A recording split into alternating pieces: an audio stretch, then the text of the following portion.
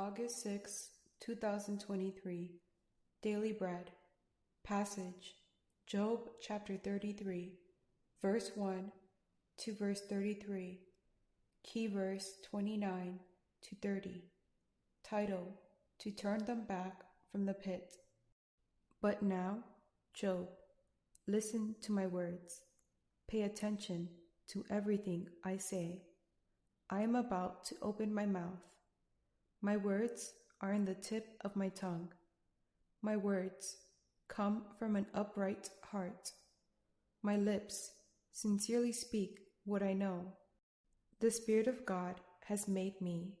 The breath of the Almighty gives me life. Answer me then, if you can. Stand up and argue your case before me. I am the same as you in God's sight. I too am a piece of clay. No fear of me should alarm you, nor should my hand be heavy on you. But you have said in my hearing, I heard the very words, I am pure, I have done no wrong. I am clean and free from sin. Yet God has found fault with me. He considers me his enemy. He fastens my feet in shackles.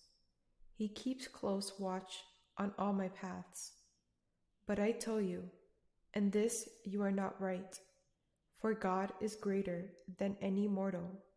Why do you complain to him that he responds to no one's words? For God does speak, now one way, now another, though no one perceives it. In a dream, in a vision of the night, when deep sleep falls on people as they slumber in their beds, he may speak in their ears and terrify them with warnings, to turn them from wrongdoing and keep them from pride, to preserve them from the pit, their lives from perishing by the sword. Or someone may be chastened on a bed of pain with constant distress in their bones, so that their body finds food repulsive, and their soul loathes the choicest meal. Their flesh wastes away to nothing, and their bones, once hidden, now stick out. They draw near to the pit, and their life to the messengers of death.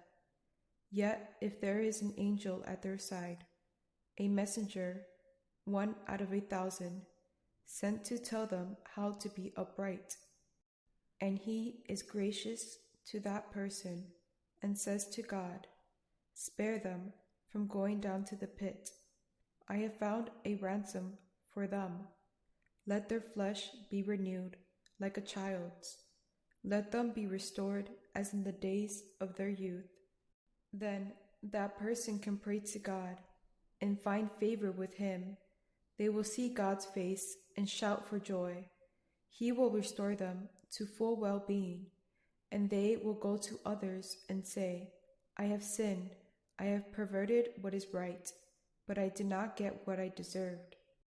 God has delivered me from going down to the pit, and I shall live to enjoy that light of life. God does all these things to a person, twice, even 3 times, to turn them back from the pit, that the light of life may shine on them. Pay attention, Job, and listen to me. Be silent, and I will speak. If you have anything to say, answer me. Speak up, for I want to vindicate you. But if not, then listen to me. Be silent, and I will teach you wisdom. Daily Bread Message. Elihu begins his speech quite boastfully. He seems to have misunderstood what Job was saying.